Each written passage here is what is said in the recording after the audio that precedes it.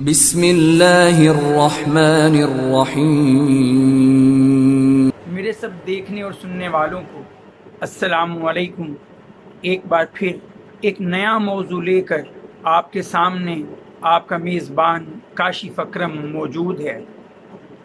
ایک سوال مجھ تک پہنچا کہ بعض اوقات لوگ یہ کہتے ہیں، ایسا دیکھنے اور سننے کو ملتا ہے کہ اگر ہم کوئی خاص نمبر، اگر کوئی خاص عدد اپنے روزمرہ زندگیوں میں شامل کر لیں تو اس نمبر کے صاد ہونے کی وجہ سے، اس نمبر کے خاص ہونے کی وجہ سے ہماری قسمت چمک اٹھے گی۔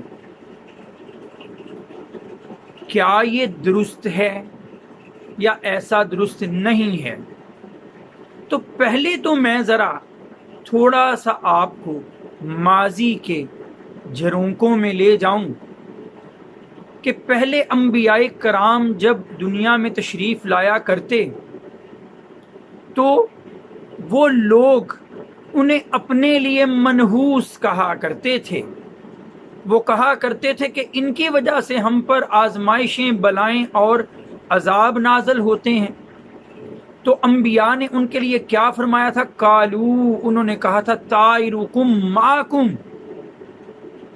تمہاری بدعمالیوں کی وجہ سے ہی یہ تمہارے اوپر عذاب آتے ہیں۔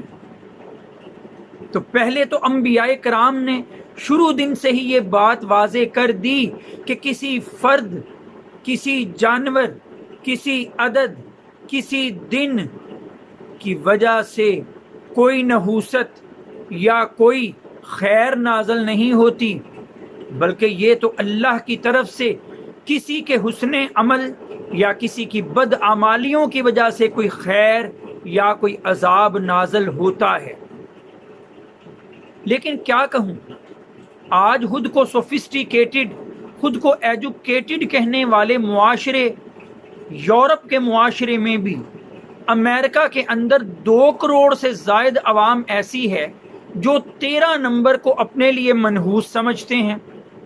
ان میں آج بھی کروڑوں لوگ ایسے ہیں یورپ کے اندر جو کالی بلی کو منحوس سمجھتے ہیں، جو بعض مخصوص دنوں میں کام کرنے کو اپنے لیے اچھا اور بعض دنوں کو برا سمجھتے ہیں۔ ایسے ہی یوٹیوب کے پلیٹ فارم پر جہاں پہ میں بیٹھا ہوں، یہاں پر بھی آپ کو ایسے بہت سے لوگ ملیں گے جو کہیں گے کہ اپنے تھم نیل میں، اپنے ٹائٹل میں، اپنے نام کے ساتھ فلاں فلاں عدد، کبھی کوئی 444 کہے گا، کوئی ٹیٹرا 4 کہے گا، یا اس سے ملتے جلتے اعداد کہے جائیں گے، نمبر کہے جائیں گے کہ ان کو اپنے ساتھ شامل کر لو تو تمہارا چینل آسانی سے آگے بڑھ جائے گا۔ یاد رکھیے، اسی کا نام بدشگونی ہے، اسی کا نام شگون لینا ہے۔ یہ سنسکرت زبان کا لفظ شگن سے نکلا ہے، اور شگون فال لینا، اپنے لیے اچھے برے کے لیے سوچنا کہ یہ کام کروں تو اچھا ہو جائے گا اور یہ کام کیا تو برا ہو جائے گا۔ اور یہ میں نہیں کہہ رہا، یہ میں نہیں کہہ رہا، آپ کو یہ مسند احمد کی حدیث نمبر 2213 میں، 213 نمبر حدیث میں آپ کو یہ ملے گا۔ فضل بن عباس رضی اللہ تعالیٰ عنہ سے روایت ہے کہ نبی کریم صلی اللہ علیہ وآلہ وسلم نے بدشگونی کو خود ڈیفائن کر دیا۔ کس طرح سے کہ انما الطیرۃ، بے شک بدشگونی یہ ہے، ما امزا کا، کہ کوئی چیز تجھے کسی کام کرنے پر آمادہ کر دے، او ردا کا، یا تجھے روک دے۔ تو کوئی شے ہمیں کسی بات پر آمادہ کرے اور ہمیں روکے تو یہ بدشگونی لینا ہی ہوگا۔ اور کیوں ہم ایسا لیں؟ جبکہ اگر آپ قرآن پڑھیں، سورہ انعام کی آیت نمبر 17 کو دیکھیں تو اس کے اندر اللہ تعالیٰ نے فرمایا، مفہوم ہے اس کا کہ اللہ تعالیٰ فرماتے ہیں کہ اگر اللہ تم پر کوئی مصیبت نازل کرنا چاہے تو کوئی ایسا نہیں ہے کہ جو اس مصیبت کو ٹال سکے۔ اور اگر وہ تمہیں نفع پہنچانا چاہے تو اس نفع کو روکنے والا بھی کوئی نہیں۔ اور پھر آپ یاد تو رکھیے، جب میں اپنے ایمان کا اظہار کرتا ہوں تو میں کہتا ہوں کہ میں اللہ پر، اس کے رسولوں، فرشتوں، الہامی کتابوں، آخرت پر ایمان لایا، اور ساتھ میں یہ بھی کہتا ہوں وَالْقَدْرِ خَيْرِهِ وَشَرِّهِ مِنَ اللَّهِ تَعَالَى، کہ اچھی بری تقدیر کے اللہ کی طرف سے ہونے پر بھی یقین رکھتا ہوں۔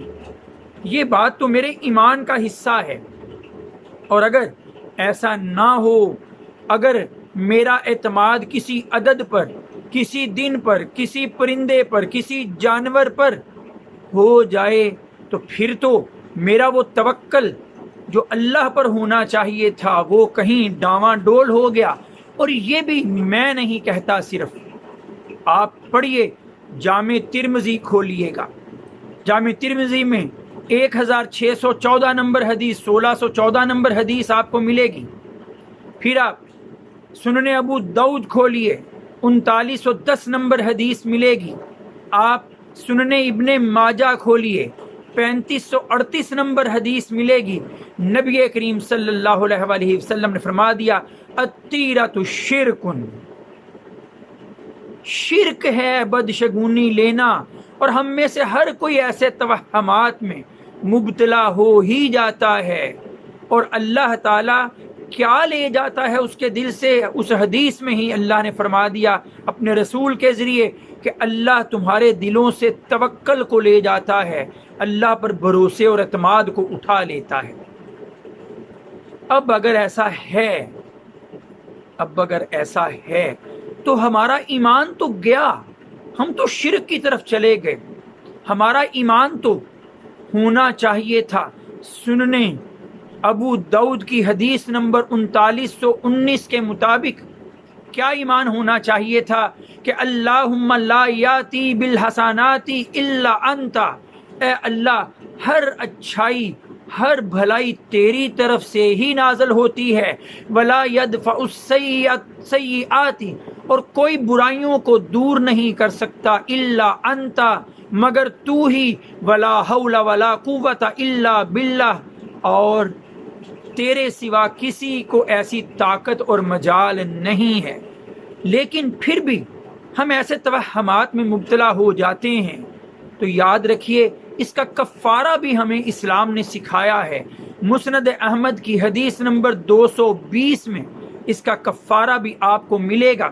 حضرت عبداللہ بن عمر رضی اللہ تعالی عنہ سے روایت ہے کہ نبی کریم صلی اللہ علیہ وسلم نے فرمایا کہ اگر تم میں سے کوئی کسی وہم میں، کسی بدشگونی میں مبتلا ہو تو وہ کیا دعا کیا کرے؟